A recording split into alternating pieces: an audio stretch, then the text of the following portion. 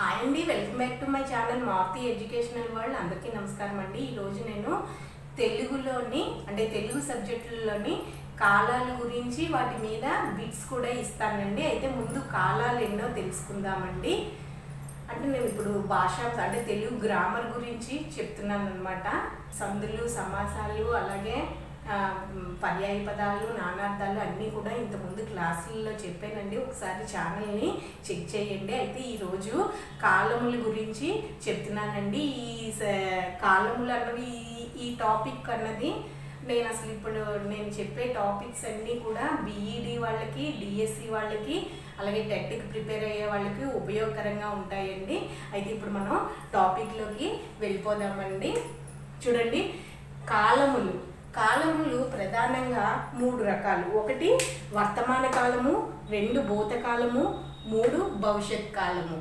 4వ కాలము మామూలుగా తద్ధర్మ కాలం అన్నమాట. ప్రధానంగా చెప్పుకునేవి అయితే 3 కాలాలు. అయితే వర్తమాన కాలము అంటే ఏమిటి?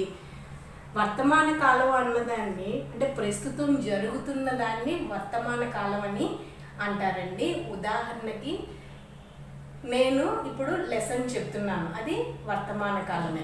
వర్తమాన కాలం జరుగుతున్నది అనమాట. ఇప్పుడు జరుగుతున్న కాలాన్నే వర్తమాన కాలం అని అంటారు. భూతకాలం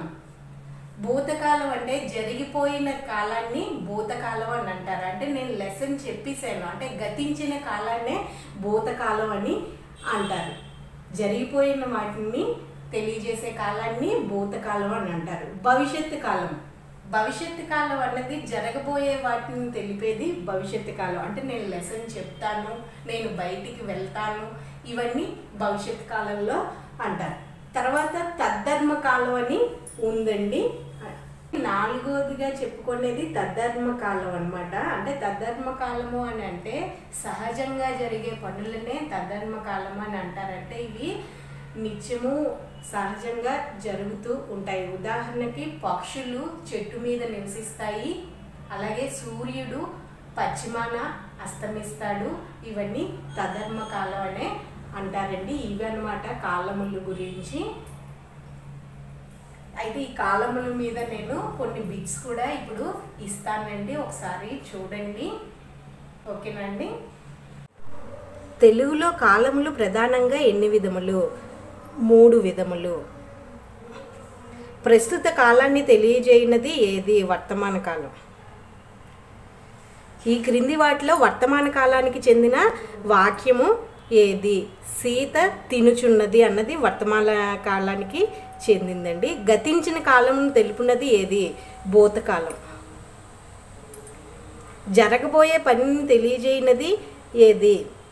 భవిష్యత్ కాలం. శిశువు మాట్లాడగలడు, ఇది ఏ కాలానికి సంబంధించింది? తద్ధర్మ కాలానికి సంబంధించింది. ఎందుకంటే అది సహజంగా జరిగేదే కాబట్టి అది తద్ధర్మ కాలానికి సంబంధించింది. సూర్యుడు పడమర అస్తమించును, ఇది ఏ కాలము? ఇది కూడా తద్ధర్మ కాలమే. సహజ సిద్ధంగా జరుగు పనులను తెలియజేయనది ఏది? ఇది తద్ధర్మ కాలమే. ఇదండి ఇవాళ క్లాసు చెప్పాను, వాటి మీద వచ్చే బిట్స్ కూడా చెప్పాను. కాలముల గురించి ముందుగా చెప్పానండి.